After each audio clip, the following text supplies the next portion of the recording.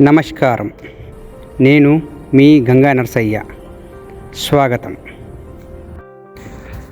మాఘమాసం బహుళపక్ష చతుర్దశి. ఆకాశంలో చంద్రుడు క్షీణించి చీకటి రాజ్యమేలే సమయం. కానీ ఆ చీకటిలోనే పరమాత్మ జ్యోతి వెలుగుతోంది. అదే మహాశివరాత్రి. శివ అంటే మంగళప్రదం, రాత్రి అంటే జ్ఞానాన్ని ఇచ్చేది. ఈ వీడియోలో మనం శివరాత్రి వెనుక ఉన్న 4 ప్రధాన కథలను తెలుసుకుందాం. మొదటిది లింగోద్భవం, రెండవది ఆలాహలా భక్షణం, మూడవది శివపార్వతి కళ్యాణం, నాలుగవది భక్త కన్నప్ప. మొదటిగా అత్యంత ముఖ్యమైనది లింగోద్భవం. సృష్టి ఆరంభంలో బ్రహ్మదేవుడికి విష్ణుమూర్తికి మధ్య ఒక పెద్ద తర్కం జరిగింది. నేను సృష్టిస్తున్నాను కాబట్టి నేనే గొప్ప అని బ్రహ్మ, నేను రక్షిస్తున్నాను కాబట్టి నేనే గొప్ప అని విష్ణువు వాదించుకున్నారు. ఈ వాదన కాస్త యుద్ధంగా మారింది. అప్పుడు వారి అహంకారాన్ని అణచడానికి శివుడు ఒక అనంతమైన అగ్నిస్తంభం రూపంలో ఆవిర్భవించాడు. ఎవరైతే దీని మొదలును లేదా తుదిని కనుగొంటారో వారే గొప్ప అని ఒక ఆకాశవాణి వినిపించింది. విష్ణువు వరాహ రూపంలో భూమిలోకి, బ్రహ్మ హంస రూపంలో ఆకాశంలోకి వెళ్తారు. వేల సంవత్సరాలు వెతికినా అంతం దొరకలేదు. విష్ణువు తన ఓటమిని అంగీకరించి నమస్కరించాడు.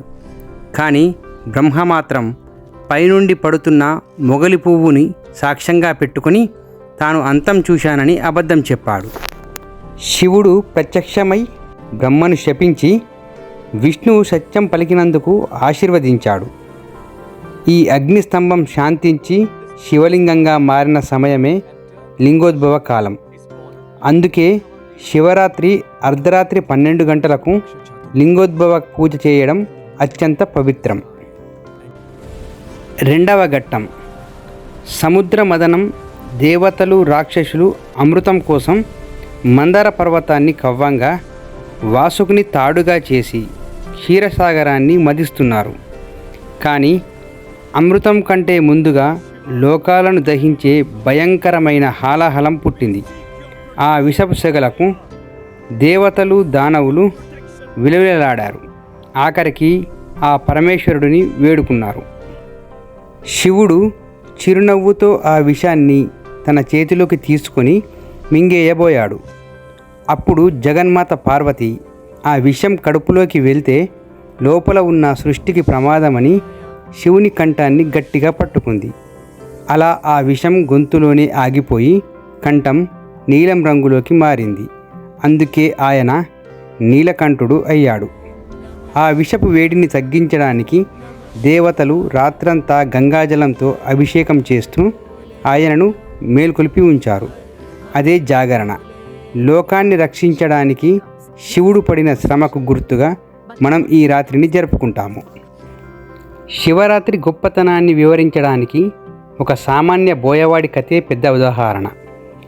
ఒక అడవిలో వేటగాడు పులి భయంతో ఒక మారేడు చెట్టు ఎక్కాడు. నిద్రపోతే కింద పడిపోతానని మేలుకొని ఉండటానికి ఒక్కో మారేడు ఆకును కోసి కింద పడేస్తూ ఉన్నాడు. ఆశ్చర్యకరంగా ఆ చెట్టు కింద ఒక శివలింగం ఉంది. ఆ రోజు శివరాత్రి. తనకు తెలియకుండానే అతను శివలింగాన్ని మారేడు దళాలతో పూజించాడు. ఆకలితో ఉండి ఉపవాసం చేశాడు. రాత్రంతా మేల్కొని జాగరణ చేశాడు. అప్పుడు శివుడు ప్రత్యక్షమై ఆశీర్వదించాడు. తరువాత శివపార్వతుల కళ్యాణం. సృష్టి ఆదిలో శక్తి వేరు, శివం వేరు. కానీ ఆ ఇద్దరూ కలవనిదే ఈ సృష్టికి పరిపూర్ణత లేదు. తండ్రి దక్షుడి యజ్ఞంలో ప్రాణత్యాగం చేసిన సతీదేవి మళ్ళీ మేనకా హిమవంతుల పుత్రికగా పార్వతిగా జన్మించింది.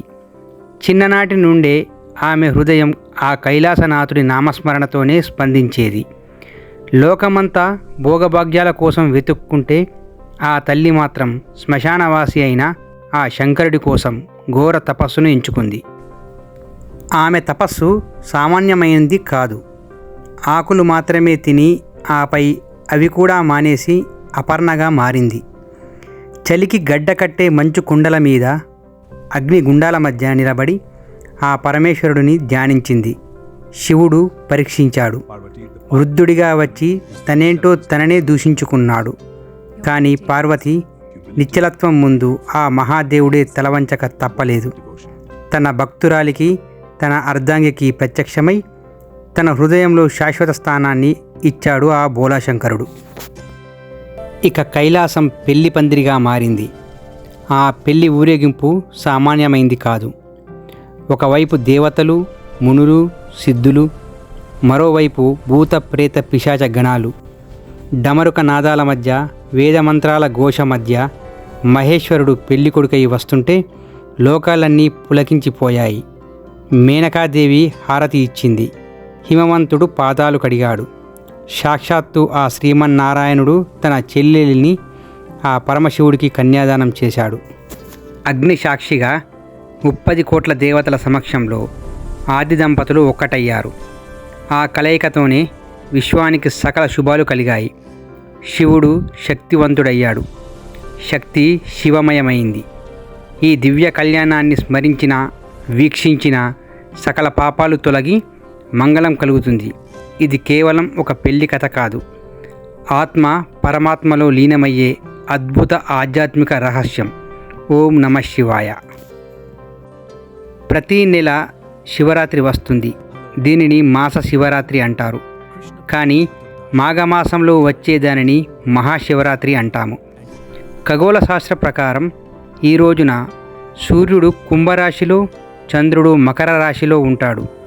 ఆ సమయంలో భూమి యొక్క అయస్కాంత శక్తి విపరీతంగా పెరుగుతుంది. ఇక ఆధ్యాత్మికంగా చూస్తే మన వెన్నెముకను శివలింగంగా భావిస్తారు. శివరాత్రి రోజు భూమి యొక్క ఉత్తరార్ధ గోళంలో శక్తి ప్రవాహం సహజంగానే పైకి పెరుగుతుంది. అందుకే ఆ రాత్రి పడుకోకుండా వెన్నుముక నిటారుగా ఉంచి కూర్చోవడం వల్ల కుండలిని శక్తి జాగృతమవుతుందని యోగశాస్త్రం చెబుతుంది. ఉపవాసం అంటే భగవంతుడికి దగ్గరగా ఉండడం. ఉప అంటే దగ్గర, వాసం అంటే ఉండడం. ఆహారం మాని మనస్సుని శివునిపై లగ్నం చేయడమే నిజమైన శివరాత్రి. కాబట్టి మిత్రులారా, ఈ శివరాత్రికి కేవలం మేల్కొని ఉండటమే కాదు, మనలోని కోపం, అహంకారం అనే విషయాలను శివుడికి అర్పిద్దాం. అందరికీ మహాశివరాత్రి శుభాకాంక్షలు. ఓం నమః శివాయ. ఈ వీడియో మీకు నచ్చినట్లయితే లైక్ చేయండి, కామెంట్ చేయండి అండ్ సబ్స్క్రైబ్ చేయండి. నేను మీ గంగా నరసయ్య. సెలవు.